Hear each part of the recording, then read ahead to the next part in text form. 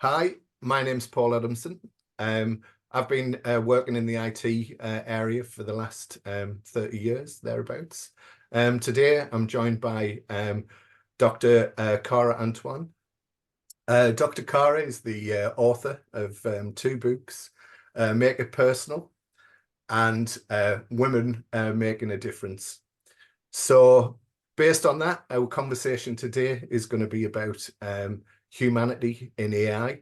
Very hot topic of the moment. So welcome to Dr. Cara. Thank you. Thanks so much, Paul, for having me with you today. Brilliant. Thank you. So yeah, let's get into some questions. So first question. So what ethical considerations do you feel should guide AI? Yeah, we're not starting with the easy questions, right? No, we start with the difficult ones. Yeah.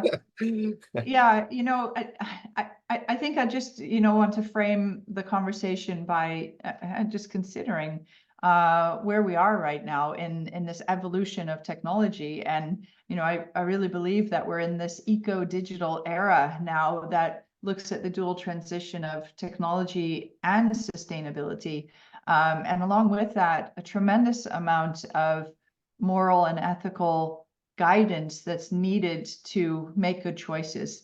It's no longer a question of, can we do this? Almost everything is possible, right? So it's not a question of, what should we do? Sometimes it's a question of, should we do it, right? But it's actually more a question, I think, now on not so much what should we do, but how should we do it? How should we do it? And with whom should we do it? Because it's also no longer a point of, I think I can do this all by myself.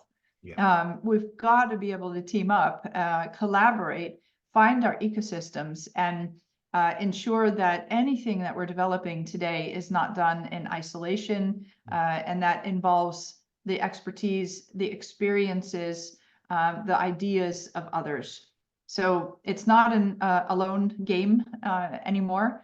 I think the only way to thrive and to survive is going to be based on that collaboration. And in fact, for humans to thrive, I think we need four key things. We need people, we need the planet, we need purpose, and we need prosperity. And I happen to think we may have even already over-rotated on the prosperity piece, this whole capitalism space of, investment for ourselves. And we should probably consider a little bit more about people. And we'll talk about that today, Paul. I think where people need to stay involved in the development of the AI systems, keeping the human in the loop. But it's also really about thinking of our planet. The more data that we're using, the bigger the models are becoming, the more energy we're consuming and wasting. And we're not doing very well at actually regenerating it, reusing it, storing it, and putting it back to good use. So I think we need to be considering the planet piece, for us to thrive and survive, and purpose, and it's really this focus around, when we think about why we're doing it. As I said, it's no longer the question of what should we do? Should we, what can we do with technology? It's really more about this consideration of how will we make it work and with whom. So if I start to think a little bit about those ethical considerations, as we drive this development of AI, I'm kind of left to ask a question to folks that are listening today, which is really more around trust, in terms of what we're building today.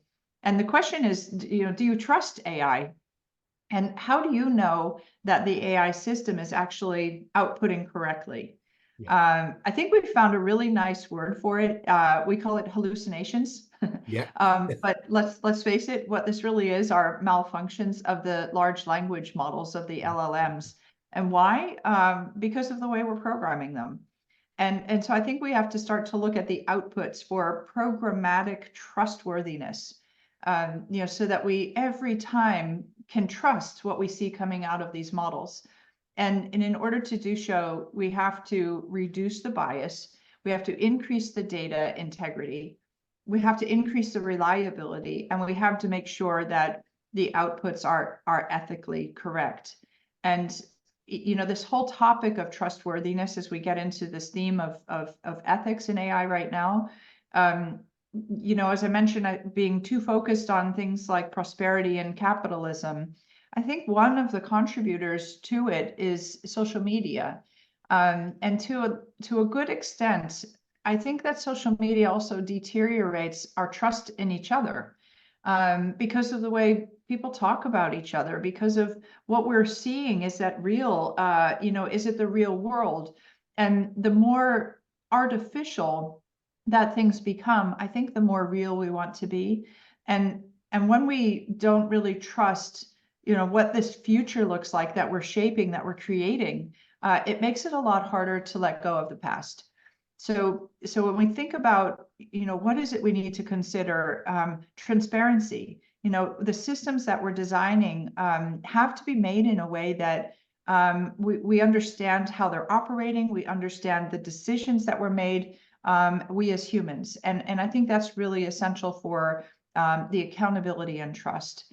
And users also should be informed when they're interacting with an AI system, by the way. So we shouldn't just assume that it's integrated everywhere and people, just think they're going about their daily business and didn't realize that actually what they're interacting with is an AI system. I think we should let them know that, and we should be clear and communicating the capabilities and the limitations of what that system might be outputting at this point of the game. I think we have to think about fairness. So if we consider discrimination, non-discrimination, we need to, as I mentioned, be free of biases that could lead to unfair treatment of certain individuals or groups of individuals. And there's so much that we can unpack in that space, but I think we think about the designing, the testing, the monitoring, how do we avoid amplifying those existing biases, which we all have, and that we don't perpetuate those and make them even bigger, because we're putting it into an AI system that's going to go to scale. And of course, I think in terms of equitability, the AI needs to be accessible to all segments of society. So everyone needs to be able to benefit from what we are building and distributing, and not that this is just made available to a privileged few. I think that everyone needs to be able to access these systems, no matter what their starting point is. We need to think about privacy, and we'll talk about that, I think, a little bit more as well today. But consider the privacy of individuals, how we're collecting data, storing it, reusing it, amplifying it. And individuals need to be able to maintain control over their own personal data. So if they're not able to do that or be informed about how their data is being used, then I think we have an issue there. So there are many topics, and as I already mentioned up at the front, sustainability, the environmental impact, and the development of and deployment of AI and AI systems. We need to consider our environmental footprint, and really strive to minimize those negative impacts. And there's quite a lot of work being done in AI research to ensure the sort of long-term sustainability of the systems. And at the end of the day, we need to include a diverse set of stakeholders, including even marginalized or underrepresented or vulnerable groups. They should be involved in the development and the deployment of these AI systems, to really ensure that everyone's perspectives are being covered and considered, and being sensitive, to the cultural differences and norms. It just had a conversation earlier today where we were talking about the rise of the agent model. So I think it's going to be actually a multi-agent or an autonomous model, where agents will be actually acting on our behalf based on our prompts. But imagine this, that you consider that the agent could be even a translation agent. So you enter a prompt in one language, say it's English, and it needs to be translated into German or Dutch, which could be a very direct or straightforward language. But maybe there's another component that needs to be picked up in a more romantic language, Italian, Spanish, or something. And what's happening through that translation of translations? And, it's sort of like that old symbol of, making a phone call, where, you start with one message at the beginning of the call, and what ends up when you pass that message around the table, the last person has a completely different interpretation of what that message was in the beginning of the circle. We used to do that when we were very young. But it's sort of like this today, in the way that information is being passed around, these multi-agents that you give it one instruction over in the beginning of the process, but is it actually still acting on that same instruction at the end of the process, going through the multiple layers of translation that it may be required? So I think that the sensitivity, this inclusion of what we're putting into the model, whether we really truly can trust the output of those models, entails all of these considerations from an ethical perspective, as well, to really ensure that we're ethically guiding the output to be correct.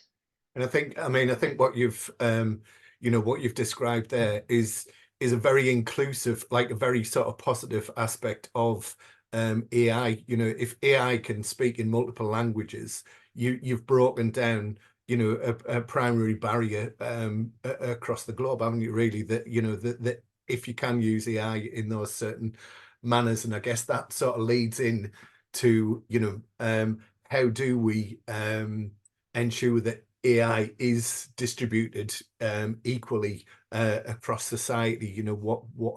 What measures can we consider in that space, I guess? Yeah, that's a great question. And, and to follow on to this, take a step back from the AI for a moment and just talk about the transformation that the economy, society is going through, which, for a long time, I've also said, every company will become a technology company, right? That I think is a phrase that many of us have used by now. And actually, I'm kind of shifting that phrase a little bit right now to say, actually, I think that every company will become a digital company enabled by the technologies. So I don't think that necessarily every company becomes a technology company, but I think that every company needs to become digital. And for sure, if your company, if your organization hasn't gone digital yet, it will, because it will be the only way we can be connected and stay connected in this eco-digital society, in this eco-digital era. And if we think about how different parts of the world have embraced this notion of digitization, I think what we see are some differences in terms of how we show up in these models. So if you consider this uncertainty that we're facing right now, in the way that the world looks, in the way that people think about the world has really changed. We have a global economy, yet we want economic independence. But we don't want to be isolated, and we don't want to raise more barriers, right? But there's a balance that's needed, and that's been exacerbated by the geopolitical scene, between sovereignty and dependency, and even those interdependencies that we have on each other. And so, this regulation of this digital economy that we're in, I think that there are some differences that we see around the world, where the USA, for instance, is very market driven. Yeah. China, it's state driven, Yeah. so top down, the government is deciding what to do. And here in Europe, where we are, Paul, we're rights driven. Yeah. So I think the question is, who's got this right? So if you kind of break that down a little bit further, and you consider that here in Europe, we have all this regulation, but is that good for innovation? We have a risk-taking stigma in Europe, and other nations have a hard time sometimes connecting with us and doing business with us because of all the rules, because of all the rights that we've instituted. Yeah. And, so how many innovative European companies can you name, can you think of, on one hand? And although we're rights driven, I don't think that we're all that good at regulating and enforcing our laws and policies. So we've got lots of them, and you need to know what they are. And, we're introducing more, and I think that's good, but we're not actually very good at enforcing those laws and policies. Then you've got the USA model, and, of course, they're a free country. Well, questionable these days in terms of some of the politics going on. But, however, what we see here is that they're more and more exploiting user privacy. So they've proliferated the market. You see the spread of US led companies around the world. Take a Meta, Facebook as an example, where users around the world can access the platform. But at the same time, you've got citizens in the US that are complaining that they need more rights and regulations. So, this free sense, is really exploiting the user privacy. And is that a good thing? Then we look to China, and China has, infrastructure power. They are innovating, but they don't have freedom. So when you look at these three dimensions of the digitization of the world, I think at the end of the day, we certainly need to be able to collaborate. And I think we need to, as I said at the very, very beginning, to be thinking about how we are going to achieve this and with whom. Yes. How do we do that collaboration? And I think that the time will tell which model is best set up to achieve this. And I'm not actually so sure that the USA has it right. And I think that here in Europe we need to consider our parameters around the rights that we've instituted, and if that's going to help us to be more innovative and to really create this future that we want. So policy and regulation, I think is something that at this time, in terms of an ethical consideration, is important, to be sure that the benefits of AI are really distributed equally and equitably across society. I do think that we need some handrails, because it's again not this question of can we do this? Yes, we can. Actually, almost everything is possible, but there are many limitations to whether we should introduce technologies in certain areas. Yeah, I think it's going to involve a need for this inclusivity that we talked about already, so inclusive design and development, so really bringing a wide range of perspectives and experiences to the table. That's going to be really vital. And to mitigate the bias, think about how we can implement robust methods that will help to identify where that bias is in the systems. Making sure that we have very diverse data sets, make sure we have fair auditing tools that will highlight where there could be some inappropriation in what we're seeing. I mentioned already, making sure that everything is accessible. So we have to be sure that technology remains affordable and at a cost that doesn't come as a barrier to the access. And at the same time, designing AI applications that specifically address the needs of people with disabilities and other special needs. I think Microsoft is a really good example in this space, where they have a chief accessibility officer who, every technology that goes out the door of Microsoft has to go across her desk and gets a stamp of approval that this is a technology that is assistive and will support the needs of all user groups. And so I think that's a really good example also as we think about AI.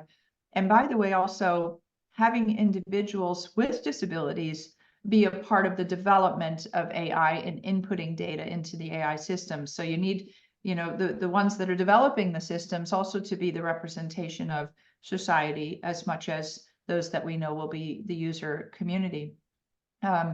Partnerships, collaboration, I've already mentioned, but I think we need to consider the full ecosystem.